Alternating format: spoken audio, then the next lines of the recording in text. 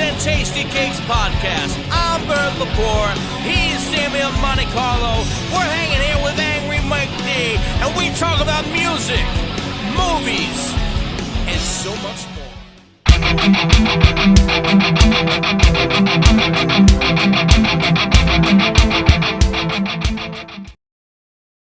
All right, we're back. Another episode of Mixtapes and Tasty Cakes. This one we're going to be talking about the BonJovi documentary that's on Hulu right now. 4-part series. Really, really good, I thought. Yeah. Overall, I thought it was great. They packed so much stuff in. Very It was probably thorough. one of the best documentaries I've seen on music Yeah. because they didn't hold nothing back. Like you've seen even like The Ugly. I mean, at one point, Mike looks at me and goes, Mike's like, I'm kind of getting depressed. You know what I mean? Yeah. You see John Bon Jovi's walking and he's walking and he's walking and he's walking. But great story. And listen, I like that it was honest. He didn't bullshit at all. Yeah. You know? He didn't bullshit. How about you, Mike? What was your overall before we get into the episodes? Yeah, I mean, I thought it was pretty good. I'm a documentary sucker anyway, so I'll watch anything, but Yeah. 4 plus hours. Yeah, it was pretty It was a huge bite. Yeah. It was I, long. It was long. Man, I saw the first one. Let's go watch another one. Yeah. After the second one, let's go watch one more. I mean, they were so good. After the third one, we stopped because it was getting late, and then we saw the fourth episode the next night. But man, it was I couldn't turn. I wish there was behind the scenes footage. I want to see what's on the cutting room floor. You know. Yeah. Well, it's like I think Mike watched them with me, and I watched them with Mike or whatever. So it was like we watched 2 one day, 2 another day. And to be honest with you, if it was only an hour and a half long, it wouldn't have been enough. Nah, it wouldn't have been enough because you're cramming band, shit in. You know. Yeah. Any band that's other bands who have been around 30, 40, 50 years should take note. You can't do a thorough documentary on your history in an hour and a half, 2 hours. You can't. Yeah, you're missing shit. Yeah, you're leaving so stuff. much out. Yeah, you're glossing over stuff.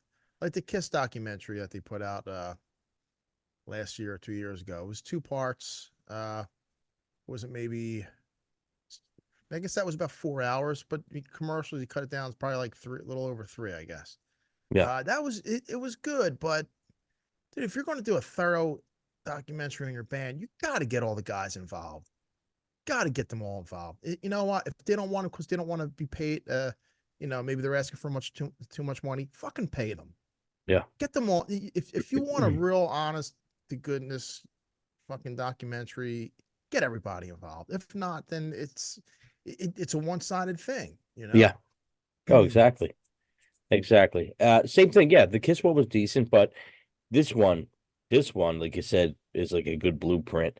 Because they didn't, I mean, listen, they crammed a lot of shit in there, but they didn't cram so much where it was like, all right, here it goes at the beginning. I mean, we're going to go into the first episode and we've seen it from like the beginning, you know, which is great. If you want to start out, we'll talk about that. Yeah. Okay. So let's have it laid out. Yeah, let's talk about the first episode. They have labeled here for Hulu. It's season 1, episode 1. New Jersey versus everybody. Teenage John cuts his teeth performing in bars and rushing back to school. On the cusp of his 60th birthday, now he reflects on his past 40 years. So let's just openly discuss. You know, we got nothing really planned here.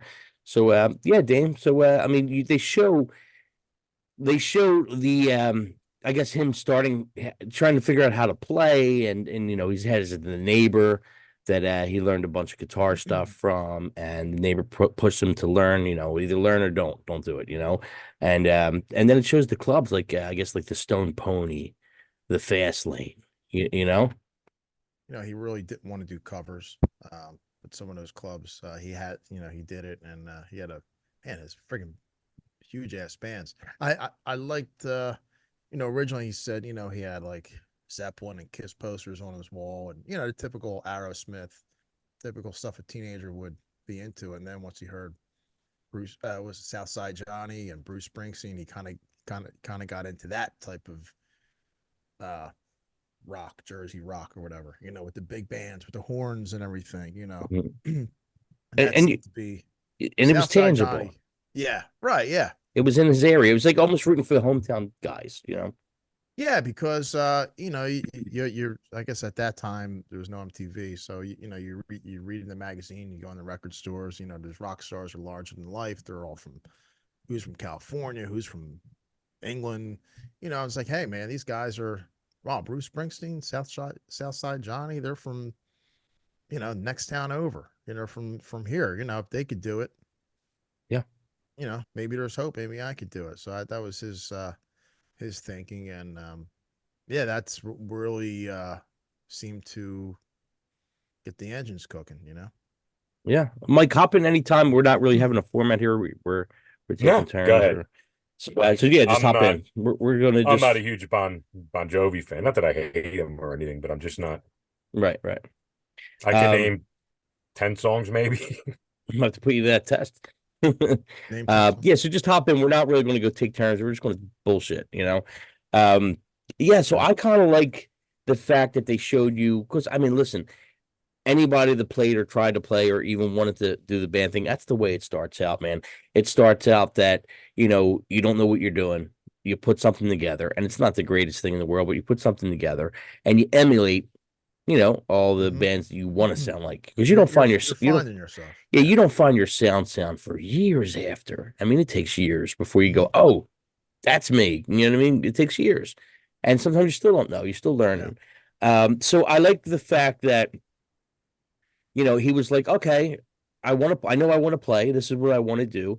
And then, like as a young kid going to the clubs and seeing, like I said, Southside Johnny, Bruce Springsteen, it was like, I guess, like a fun environment kind of deal. And he's like, oh, we could put something together like that. They put the Atlantic City Expressway together, which is like, like a Chicago band.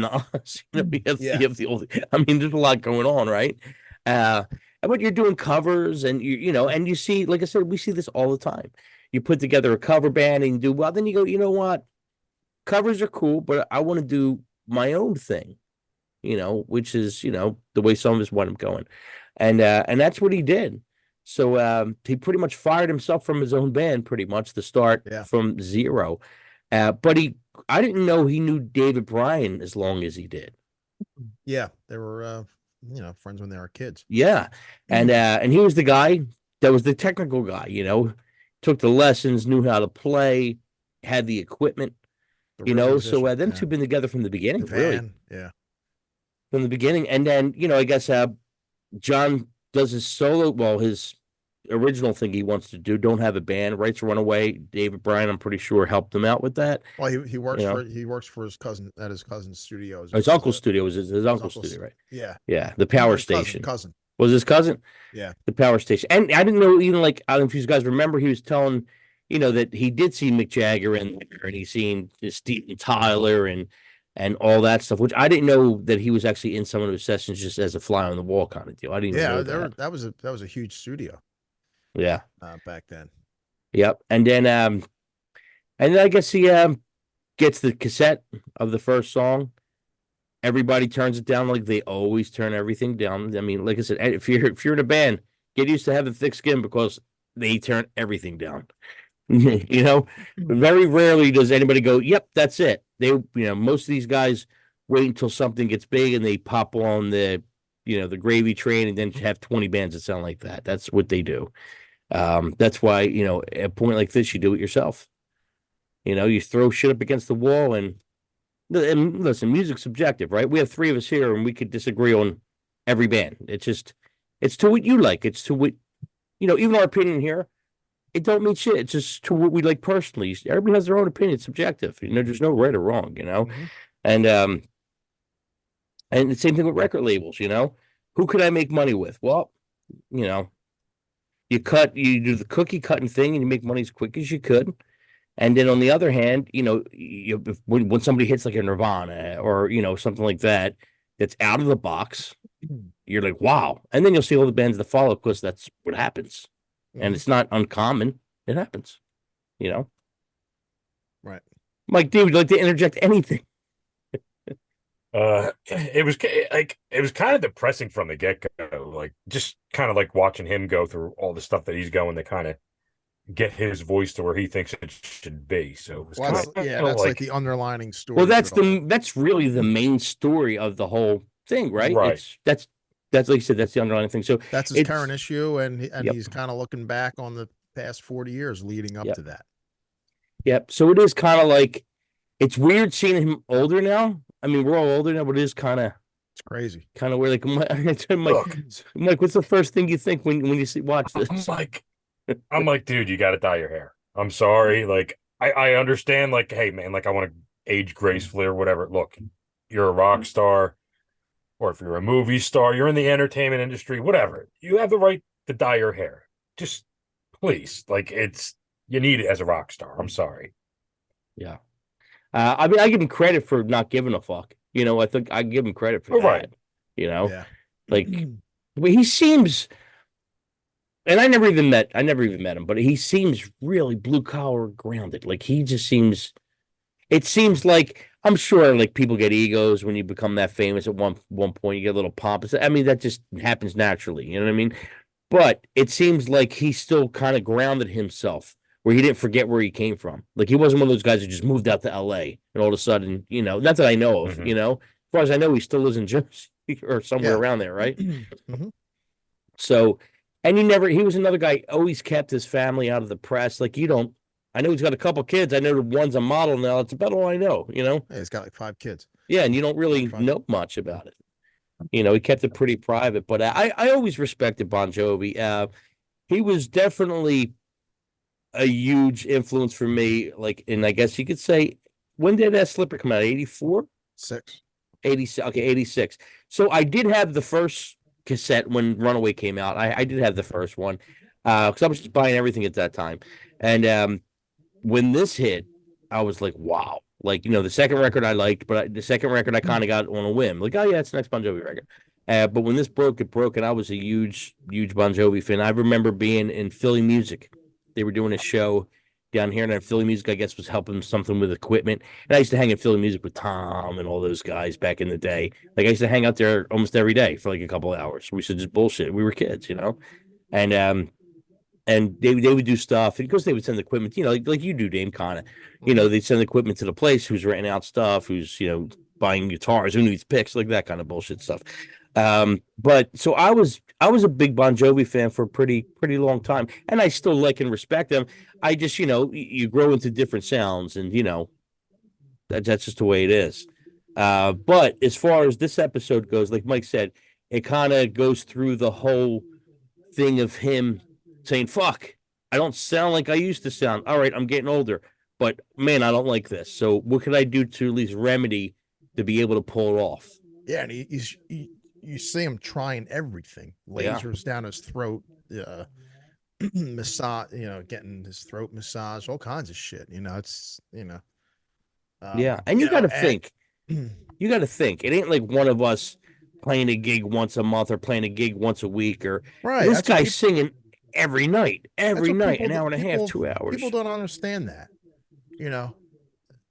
Yeah, okay, you're playing your stuff. You're playing, like us, like we're playing like 45-minute sets. Once, maybe maybe once a month if you're an original band, or twice a month. I mean, these guys are on the road, 20, 25 dates a month, and playing for 2.5 hours. Totally different, man. Imagine doing that year in and year out, for maybe like 6 to 10 months a year. You're on that train, you get burned. Yeah. It's it's a lot of wear and tear on your body and everything. People kind of take these guys like for granted, like they're Superman or something, Yeah, there's a reason why they're at that level, Yeah, I mean, like, even if you're, and I'm not the biggest cover band guy, but if you're in a cover band and you got to play 3 sets a night or something like that, and you play twice a week, that's 6 sets. It's a lot. Sure. Now, that's a lot. Imagine doing that, in a touring band playing, 2.5 hours, 5 nights a week. Yeah, that's a lot. And it gets into it's not even just the band playing, it's production. Once you get bigger, it's and we'll get into that in the next episode. It's the production, it's all that stuff. It's not just the band's just a piece of the puzzle of everything else that goes on. When you get to that level. Yeah, and another thing with the whole voice thing. Yeah, he's it's his passion. It's what he does. He's a songwriter, singer. Right. He sings. But also, when you're that big, you have all these people that depend on you. Because they work for the organization, and it's how they make a living. Like the wardrobe people and the people you don't think about. Yeah. Yeah, like the little people. So and he said it in the documentary. He's got like 120 people that depend on the depend on paycheck. him, Yeah.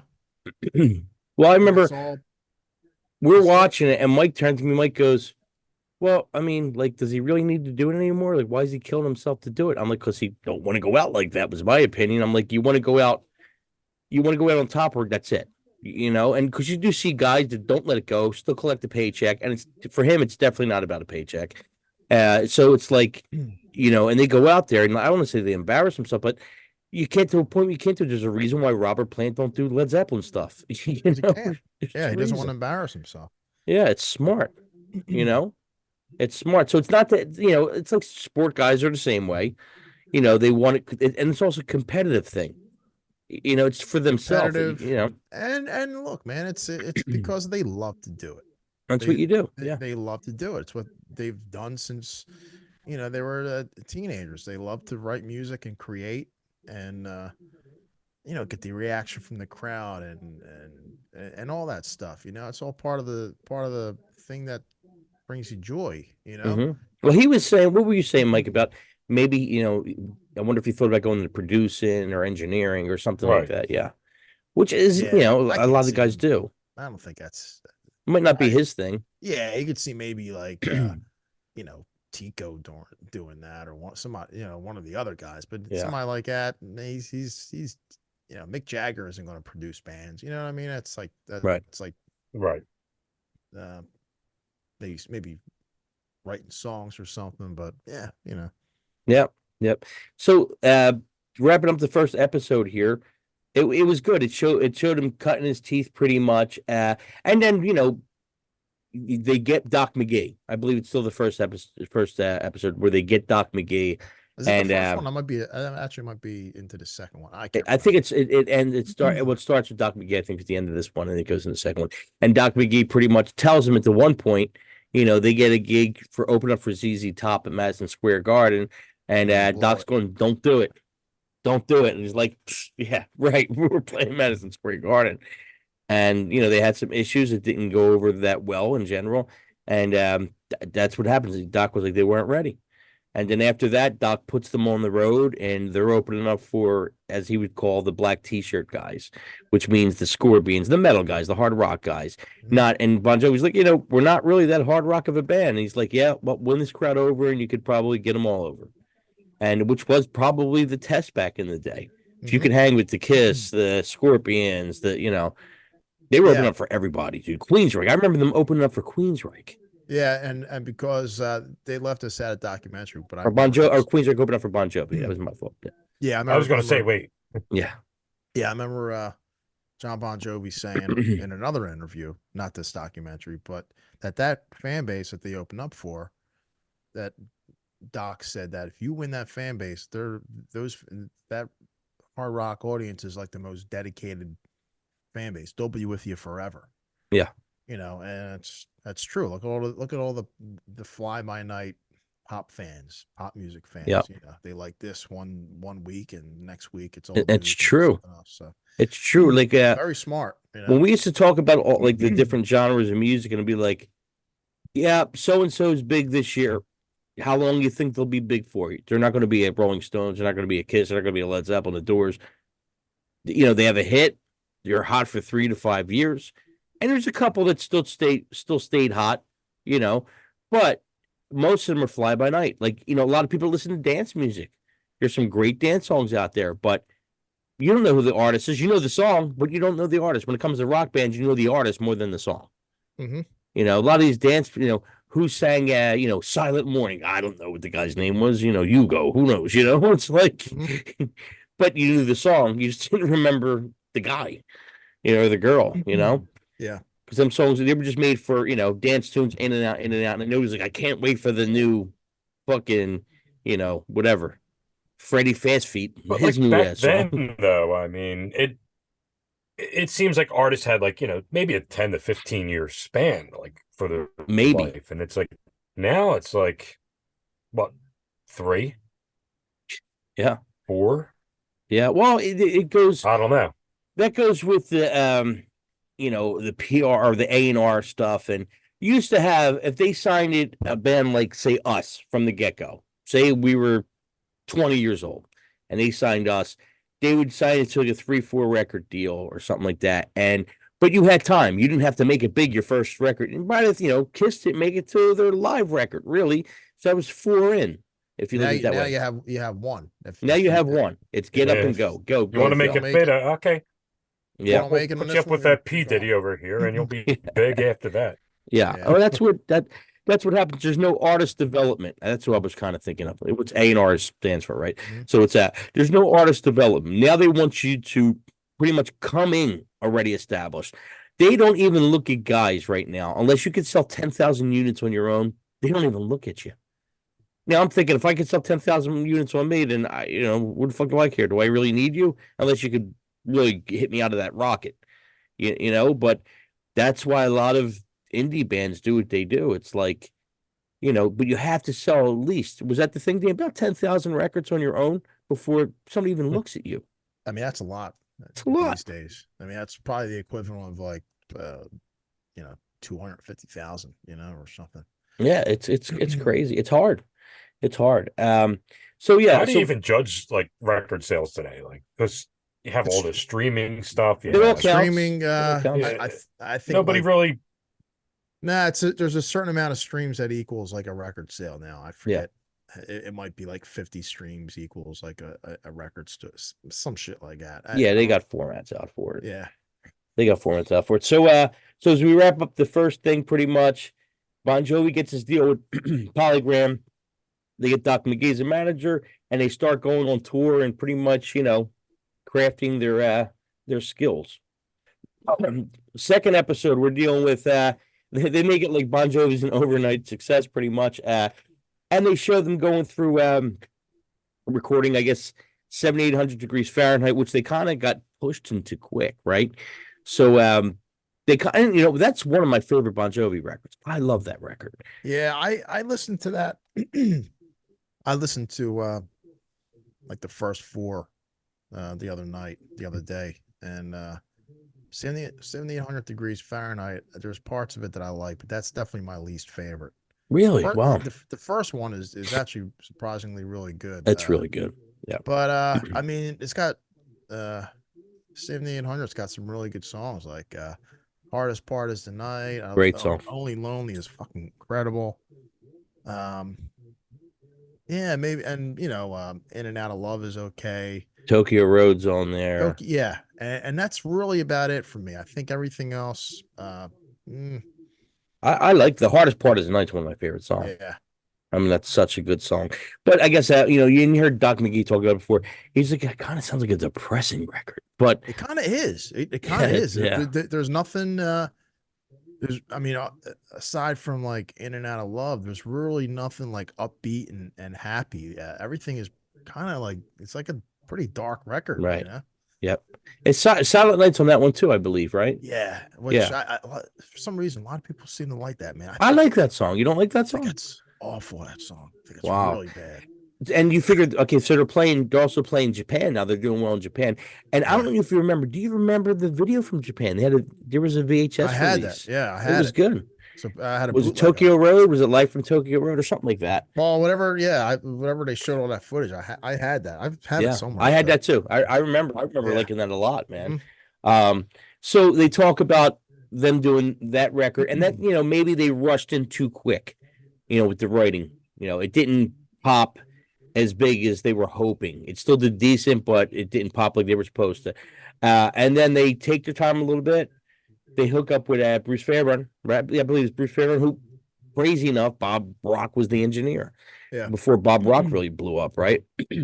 Yeah, and they put together this record, and it's like, really, really good. They were going to call it Wanted Dead or Alive, but then they were looking at the outside songwriters, and lo and behold, they get in touch with Desmond Child, who is unbelievable. You hear some of them Aerosmith hits. Greg said, yeah, he wrote some Aerosmith stuff, so you hear some Yeah, this is Aerosmith hits. before. And This is this is before. before. This is Yeah. probably after his work with Kiss, I would think. Yeah. So, and Desmond's a hit maker, man. So, they hook up with Desmond Child for "You Give Love a Bad Name," and that strikes another big relationship. And they go to put the record out, right? And the album cover, which is the girl with the yellow shirt with the boobs hanging out or whatever, and they pretty much risque for them. Yeah, a little risque. They were like, they weren't going with it. I mean, they were having a good time out there in Vancouver, so they were just having fun, right? So it was too much, dude. I didn't know. I knew they had to change the album cover, but I didn't know how they changed the album cover. Yeah, I heard that story maybe like 10 years ago, and it blew my mind. Crazy. All those years, I had no idea it was a trash bag. Me neither. Me neither. And then even how he wrote the name, it's amazing how neat he wrote the name. Yeah, you know what? They probably did it. I'm looking at it behind it. I wouldn't be surprised if they did it a few times. It looks too good. I mean, imagine one of us would be a sloppy mess. Yeah, you had to get that lighted properly and everything, but it is pretty cool when you look at it. I mean, and usually, listen, back then, everything was so visually, you needed an album cover that popped. This really has nothing going on. You know what I mean? So yeah, but great. You know what? But it's enough to like. I always thought it was like black with like glitter or something. I never knew what it was. I had no idea. Yeah, I thought it was like a picture in the street in the rain, like a tar, like how the tar looks in the street. Yeah. That's what I thought it was. I really had no idea, and I never really thought of like, what could this possibly be? I just thought it was like some artsy kind of thing, like with glitter or something, Yeah. Really had no idea. Dude, we looked at each other like trash bag. It was a trash bag with water. I'm like, what?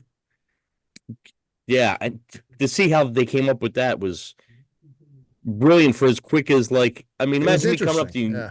Imagine me coming to you, Dame, I got the great album cover. It's a trash bag. You'd be like, what the hell are you talking about? Nah, Bert. Then we get turned on. That would be whack. Yeah. But it worked. It worked. So so just to follow through, and any of you guys could pop it when you want. So I'm not just ranting here. It does talk about the thing where like they're on a total high from the Slippery When Wet tour, and it's doing great, and they're loving it. Loving it. The tour ends within a couple of months. They're working on New Jersey, like barely any break, and then they go on tour. Or something. Yeah. Then they go on tour in New Jersey. Oh, what was the original name of that album? Because it was pretty bad. Sons of Beaches. Sons of Beaches. Oh. Yeah, I remember them mentioning that in interviews. They were serious at the time. Yeah. Yeah. Sons of Beaches. Wow, it was a good move to change that, huh? Yeah. How many times did Damien go to the record store? You have Sons of Beaches yet? Yeah. Hey, imagine if they would have kept that original cover, and New Jersey would have been called Sons of Beaches. They probably would have been like a parody band or something. Nah, well, they probably BonJovi would probably be playing like M3 Fest or something like. They probably would have been on the Monsters of Rock cruise. Like I really don't think they would have blew up. Yeah, I mean they still would have been big, but yeah. It's funny, like as shallow as little shit like that is, it really does have a everlasting effect on the legacy of a band, Oh, absolutely. Yeah, you paint yourself in that corner one time. Sometimes that's it. They don't look at you seriously. Like look at all the pop rock bands from the 80s. They kind of just follow the trend because that's what you do, right? You want to make it, you follow the trend a little bit. And then when they broke out, when music changed, they started playing stuff that was a little more intricate, a little more proggy, a little more. And you're like, as a musician, you go, wow, I didn't know those guys could do that, right? Because they're always better than you think they are. And then but you're already stuck in like Warren. I'll say it all the time. Wow, that band was great live. They were so much heavier live than I expected. They were way better than what sounded on the record. They were way better. I mean, they were good on the record, but they weren't as soft as you thought they were. It was all in the production, right? It was what do you call it? Polished, right? So polished. So like a band like that, they could come out with the greatest song in the world. It doesn't matter. People are still going to say cherry pie. They're still going to look at the one thing that they did. Where that's what happened probably maybe early 80s on. Everybody gets fit into this category. We're back in the 60s, 70s. You could have strayed from what you did, and it wasn't that big of a deal. Yeah, but there's been copycats since the dawn of time. I mean, with music. I mean, you go through the you could count a bunch of copycat bands. Yeah. Well, I don't mean copycat. I mean, like, you could have a band like Led Zeppelin that could do a song that's like the immigrant song and then do like Barnyard Stomp. Music styles. And you didn't care. Like, it doesn't matter. Or like the Rolling Stones could do a song like I don't know, fucking Start Me Up, and then do something like Angie, or where some stuff was like totally like, all right, this song sounds like a country song. This song's a rock and roll song, but nobody thought of it that way. You just thought it was the record, right? Mm-hmm. Where now they kind of go, you got to find this. It's like a format where it's got to sound all the same, sort of, because that's the crowd you're playing for. That's your crowd. I don't believe that. I believe it's just you put out what you put out, and a good song's a good song. But it's business also, so there's proof in the money, I guess. That's why I'm sitting on here, and there's somewhere else. Yeah, but well, yeah, so another thing that they talked about in the second episode was the videos, and that they hated the videos, the first two records, that they were cheese and they're too much acting and shit like that. And it was a really smart move, because all the videos going forward was more about them being a band, yes, instead of them trying to be like some comedy MTV goofy, shit, right. And I mean, yeah, but back then we liked the goofy shit. yeah, but it doesn't stand the test of time. I mean, No, it doesn't. Look at all those classic videos, from those two albums. I mean, Wanted Dead or Alive. After that video, a million other bands had videos like that. Yep. After You Could Love a Bad Name, a million bands had videos like that. And you're right. It was less based around the acting and more based around the band, the live performance. Yeah. Yes, which is what they were. And how about the cool thing with the Bad Medicine video? Remember that, where they gave the crowd like a bunch of camcorders. Mm-hmm. And the crowd was that's right. I kind of remember that. That was pretty cool. Wasn't it like an MTV contest thing they were doing too with that or something? They were doing something with MTV. Man, they had the contest where they give away his house. they had a contest for like a weekend with BonJovi on some island. They're always doing shit like that. Yeah, dude, I loved them at the time. Matter of fact, first time I seen BonJovi, I seen them 2 nights in a row with Cinderella opening up for them at the Spectrum. And then when they came back again on the New Jersey tour, I seen them twice with Skid Row opening up for them, which was at 2 great tours. Mm-hmm. I mean, both of the, I've seen him, I don't know, maybe 2, 4, maybe 5 or 6 times. And every time I seen him, he was great. Like, always a great show. Matter of fact, the last time I seen him, it's been that long ago, was Jeff Healey opened up. How was the band? Oh, great. Yeah, because you said him. Well, the whole band was great. You're not, but Jeff Healey opened up on one of the tours. Was that Keep the Faith? It might have been Keep the Faith, yeah. And he was really good. Yeah, I remember Extreme opened up one of the shows. I don't think I went to the Extreme one. Yeah, I was telling Donna the other night. I don't think I went to Extreme, but it's when Cinderella kind of broke, right? So for the Slippery When Wet tour, and like I said, that was 2 nights, and not that many bands were playing more than one night at the same place. Mm-hmm. And then Skid Row was just blowing up at the time too. I mean, BonJovi really elevated the Skid Row band. That tour, that tour made Skid Row. They wouldn't have been nearly as big if it wasn't for them. Not at all. But so you go through this second episode, and now they're just like they're going 100 miles a minute, and they get Mexico's like their last show or whatever, and it's just a mess. Yeah, right? The wheels were starting to fall off a little bit because they're just overworked. Yes. Exhausted. I remember, do you remember there was a documentary that came out after New Jersey. It was a VHS. It pretty much, I have it. And if you bought the deluxe version of New Jersey, it actually came with a DVD of that. Oh, wow. I'd recommend checking it out because it's a documentary on that tour. Right. The New Jersey. Well, you must have bought that like years later then. I bought the VHS back in Oh, VH. Okay, you were saying Yeah, it was a DVD. VHS, but then the DVD came with the CD when the right. CD came that out. came out like back in 2018. It came out. They put that on DVD and with the deluxe version. But it's cool because they show all that, and they show that last show, and you could see how they talk about everything that's in that the Hulu documentary was in that VHS. Right. Uh, Right. Obviously, a little bit more, but Yeah, you could and I see that they guess just wanted to go home or something. I guess it gets to the point where, as a manager, Doc was probably just trying to massage everybody's ego to keep the train rolling, which is that's what you do, right? And at the end when Bon Jovi goes, well, what's the problem? He goes, well, maybe you're the problem. That was like, like, whoa, Doc's making money. He's trying to make money. But at the same time, your monster, your creature, you're wearing out, Yeah. And that's what, the industry kind of does, because you have to strike when you're hot, because you could be not hot really quick. You could be gone tomorrow. I mean, luckily enough, they had a lot of longevity. Mm-hmm. They definitely stood the test of time.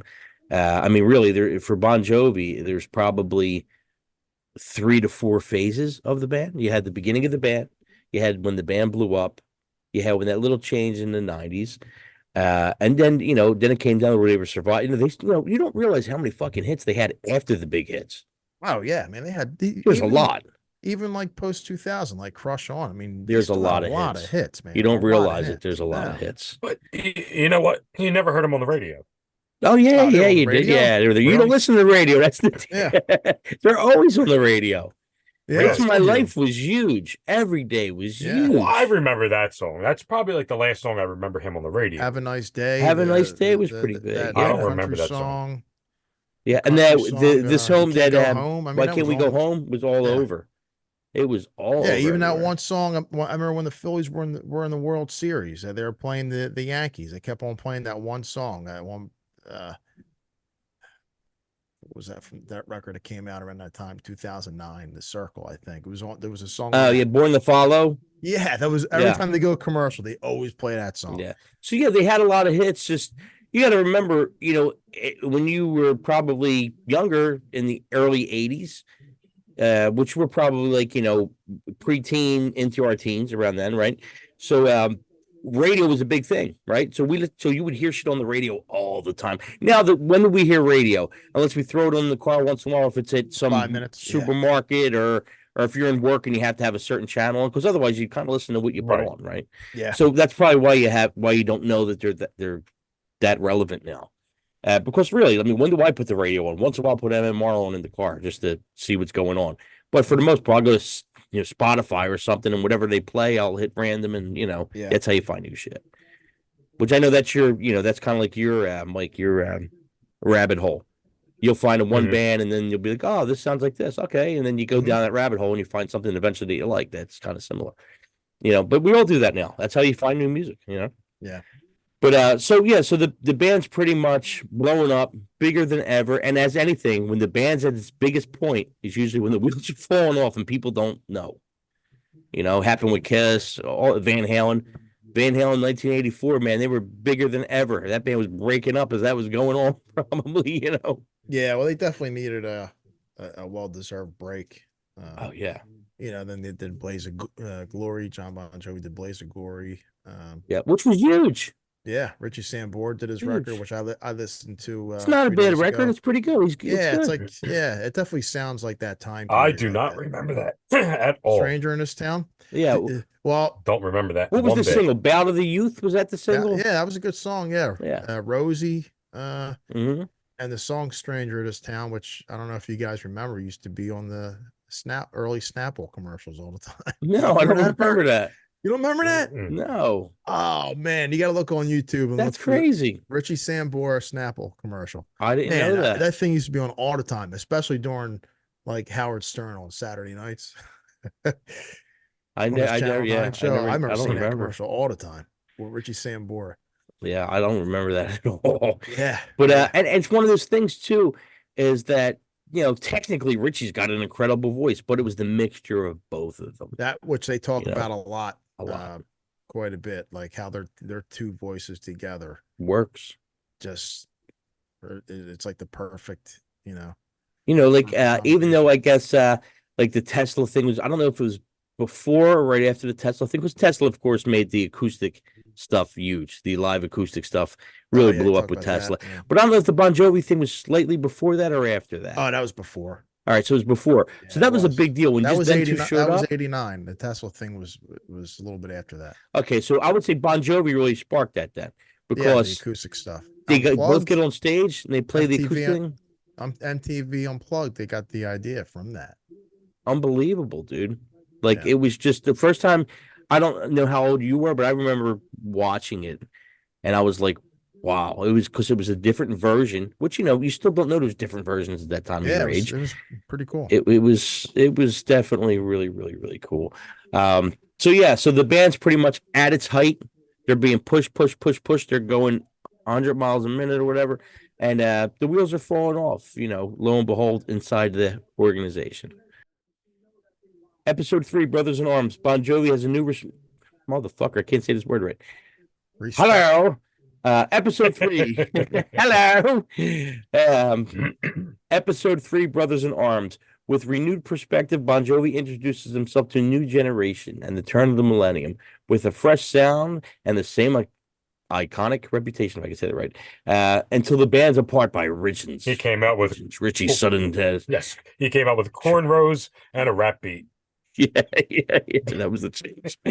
Can you imagine? Yeah, so this episode, I guess, Dan, if you want to take this talks about probably like them managing themselves and all that stuff and keep the faith. They get rid of Doc. They self-manage the band. They do Keep the Faith. They do the Crossroads thing, These Days. Then John makes movies. There's like a 4 or 5 year break, from like 96 to 2000, and they reconvene and they put out the Crush. Yeah. Came out in 2000, which was a huge hit. They had It's My Life was on that one. Yeah, and which kind of kickstarted the new era of the band. Yeah, the chapter 3, or would that be Yeah. chapter 2 to chapter 3? Probably. Yeah, they were a stadium act at that point, man. Because I saw them at Giant Stadium on that tour. Yeah. Now it's hard enough becoming an arena act, let alone a stadium act. You could count the stadium acts on probably a hand or two. There's not many of them. They can do multiple stadium dates. And nobody from the 80s was doing that. No. Which tells you that they totally recreated themselves. Which you have to, dude. You have to be able to survive before, unless you become like, I don't say a legacy actor, but unless you become one of those nostalgia acts, which, it's fine. You could be Quiet Riot and still tour, They grew with the fan base. They grew with the fan base. And you have to, we say this a billion times, old fans got to realize that you have to change with the times. You can't be 50, 60 writing about, the first time you got laid in the back of a car. It's different time. It's weird, yeah. Your brain works differently now. Your brain works like, I got up, I brushed my teeth, I'm fucking tired. You didn't have to struggle today. You think they're going to write Let It Rock again or in Social Disease? Yeah.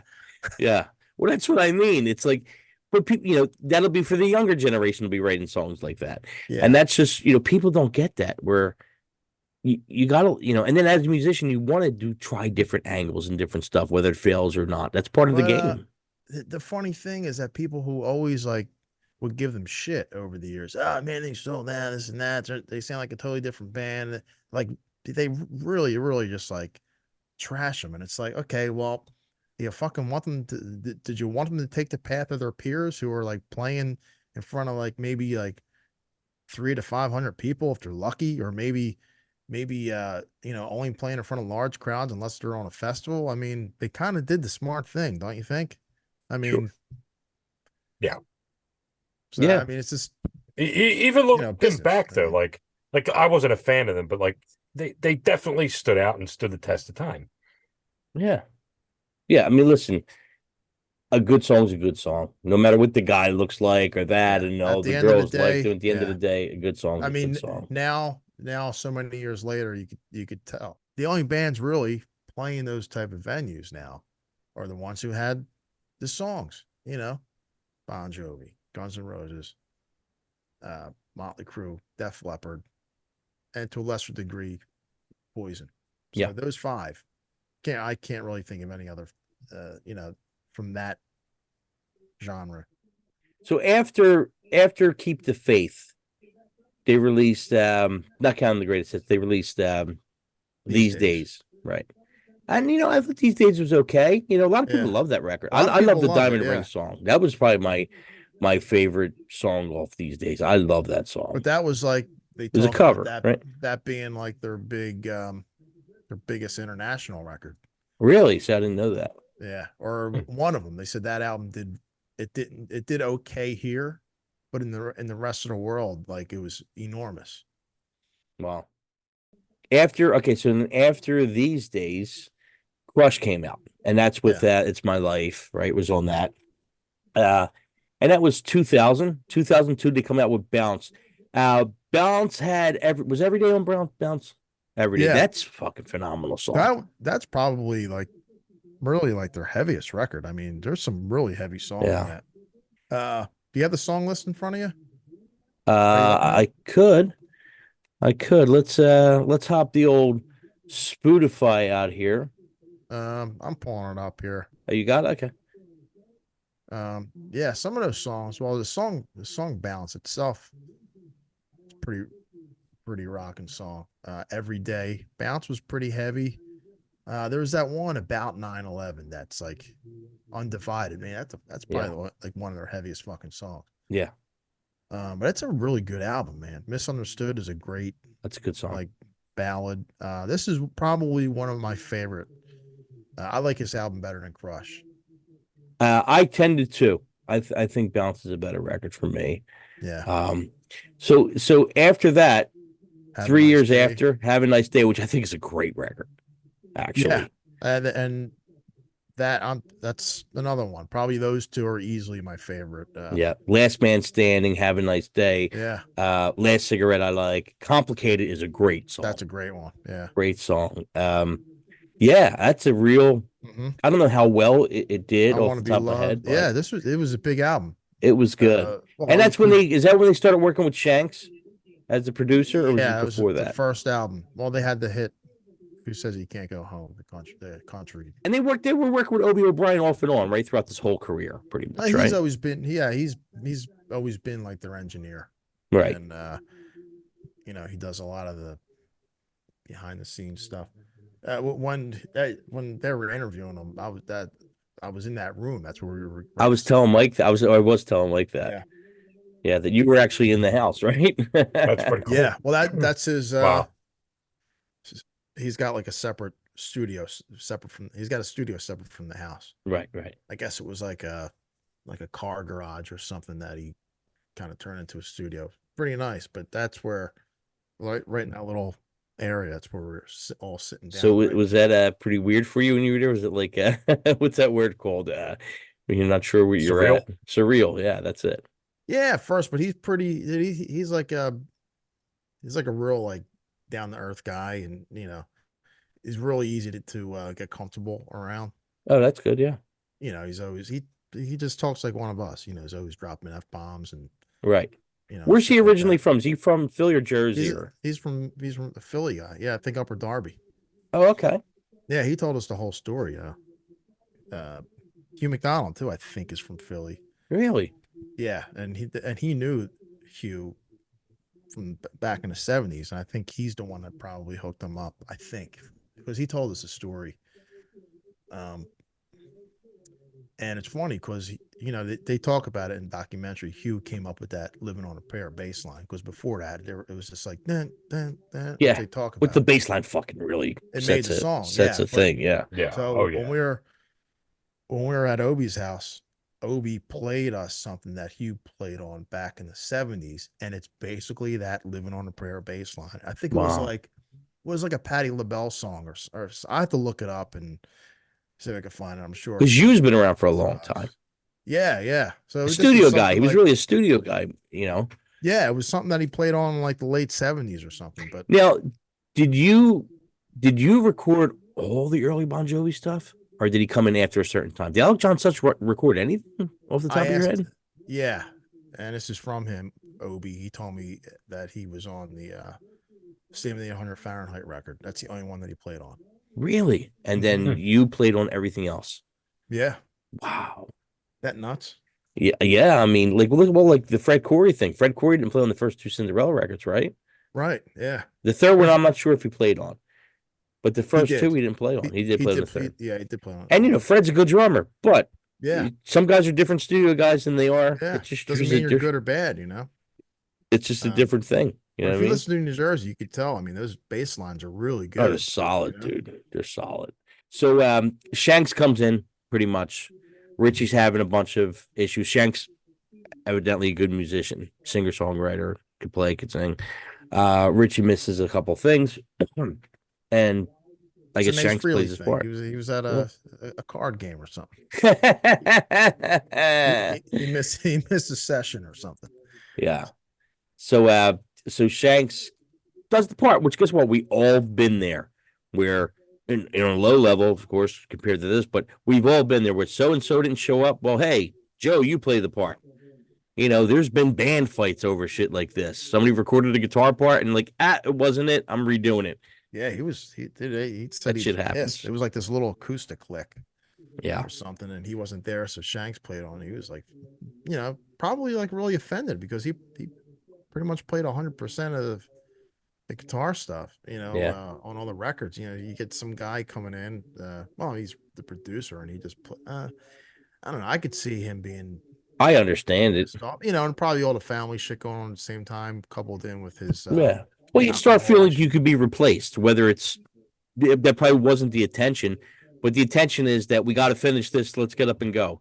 If so and so can't make studio Sunday, well, we're just going to do it without him. We got to get it done. That was the intention probably. But on the other side is like, wait, ain't I part of this thing? Like, and that's the other thing where he was writing with the other guy also, which was more Richie John before. And now he's, and John's just probably trying to get, he just wants to write and put it out. So the cracks are starting to come there. John's Yeah. probably not looking at it that way because he's looking at it as, like any one of us probably normally look like we're just trying to get it done. Show up when you feel better. We'll get you in there, and Richie's probably like, hey, wasn't I part of this team? Like, what happened? That's probably what it was. And then, yeah, he said he had some personal shit going on. And then that's where it started. You want to pick up from here, Dame? Yeah, well, that's pretty much the end of the third part, and then the fourth part picks up. Well, you know what? We went out on tour, and we're still having success. We got this other guy in, Phil X, and he's kicking ass. And then they do the "Have a Nice Day" thing, and now it's really getting into his vocal stuff. Yeah, in today times, Yeah. So yeah, the Ritchie thing, Ritchie just don't show up pretty much one day and just don't show up. And they do what they got to do. They fill in the spot until they totally try and fix the hole. And they bring in Phil X, who's a really good guitar player. Phil X is good. And they had the other guy filling in too at one point before they brought Shanks in. Bobby Bandera. Older guy, right? Yeah, he was like an older guy, I think.